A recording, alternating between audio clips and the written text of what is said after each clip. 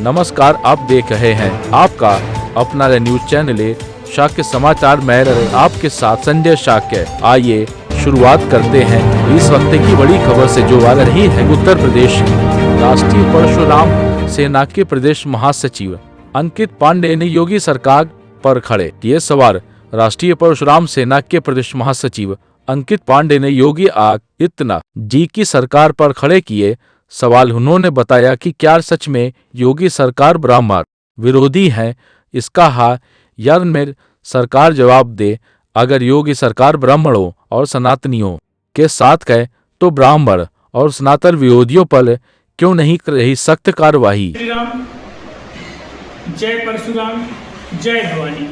मैं अंकित पांडे, प्रदेश महासचिव राष्ट्रीय परशुराम सेना।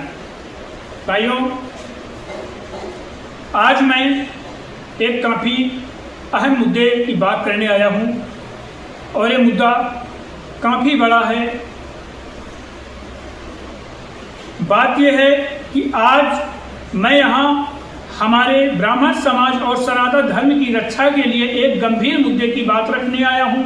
राष्ट्रीय परशुराम सेना, जो भगवान परशुराम के आदर्शों पर आधारित एक संगठन है, हमेशा समाज विरोधी तत्वों और सनातन विरोधियों के खिलाफ खड़ी रही। परशुराम सेना हम ब्राह्मण समाज के हितों की रक्षा के लिए हमेशा संघर्षरत रहे हैं, कार्यरत रहे जमीनी स्तर पर, क्योंकि ब्राह्मण ही सनातन के मूल आधार हैं।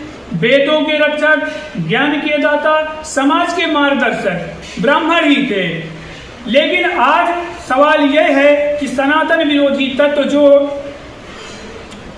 हमारे धर्म, संस्कृति और ब्राह्मण समाज को लगातार निशाना बना रहे हैं, वो खुलेआम बयानबाजी कर रहे हैं, अपमानजनक टिप्पणियां कर रहे हैं और हमारे ग्रंथों, ऋषि मुनियों पर हमला बोल रहे हैं। ये समाज विरोधी लोग जाति धर्म के नाम पर नफरत फैला रहे हैं, ब्राह्मणों को कमजोर करने की साजिश रच रहे हैं, क्योंकि उन्हें पता है कि अगर ब्राह्मण कमजोर होगा तो सनातन कमजोर होगा, और अगर सनातन कमजोर होगा तो धर्मांतरण अवश्य होगा।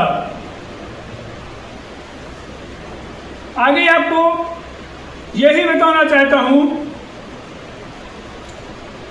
कि योगी आदित्यनाथ जी की सरकार में इन सनातन विरोधियों, ब्राह्मण विरोधियों पर कोई कार्रवाई क्यों नहीं हो रही? सरकार क्यों चुप्पी साधे बैठी हुई है? कारण क्या है इसका? इनके खिलाफ कोई सख्त कार्रवाई क्यों नहीं हो रही है? क्या ब्राह्मण समाज का अपमान बर्दाश्त करने लायक है? ये मैं ब्राह्मण समाज के पूछ रहा हूँ। देखिए, उत्तर प्रदेश में ब्राह्मण समाज की आबादी करीब 10 से 12% है और हम सदियों से समाज को एकजुट करने का काम करते आए हैं। लेकिन हाल ही के वर्षों में विपक्षी दलों और कुछ तत्वों द्वारा ब्राह्मणों को लगातार बदनाम करने की कोशिश की जा रही है। समाजवादी पार्टी और अन्य विपक्षी नेता लगातार भाजपा को ब्राह्मण विरोधी सरकार बता रहे हैं। मायावती जी ने खुलेआम कहा है कि योगी सरकार जातिवादी राजनीति से ब्राह्मण दुखी है। आम आदमी पार्टी के संजय सिंह ने दावा किया कि 3 साल में 500 से ज्यादा ब्राह्मणों की हत्या हुई है और सरकार ब्राह्मण विरोधी है। इतना ही नहीं, बीबीसी जैसे मीडिया रिपोर्ट्स में भी लिख गया कि सपा भाजपा को ब्राह्मण विरोधी साबित करने में लगी है और ब्राह्मण नेता नाराज हैं। क्या यह सब सच नहीं लगता? योगी सरकार ने कैबिनेट में ब्राह्मणों को प्रतिनिधित्व दिया, जैसे ब्रजेश पाठक को डिप्टी सीएम बनाया, लेकिन फिर भी ब्राह्मण समाज में असंतोष की खबरें आ रही हैं। 2022 से पहले ब्राह्मणों की नाराजगी की चर्चा सुर्खियों में थी और आज भी वही सवाल खड़ा है। क्या सरकार ब्राह्मणों के साथ न्याय कर रही है? सनातन विरोधी तत्वों के खिलाफ कानून क्यों नहीं बनाए जा रहे हैं? हमारे पूर्वजों, वेदों और ग्रंथों पर हमले को संज्ञेय अपराध क्यों नहीं घोषित किया जाता?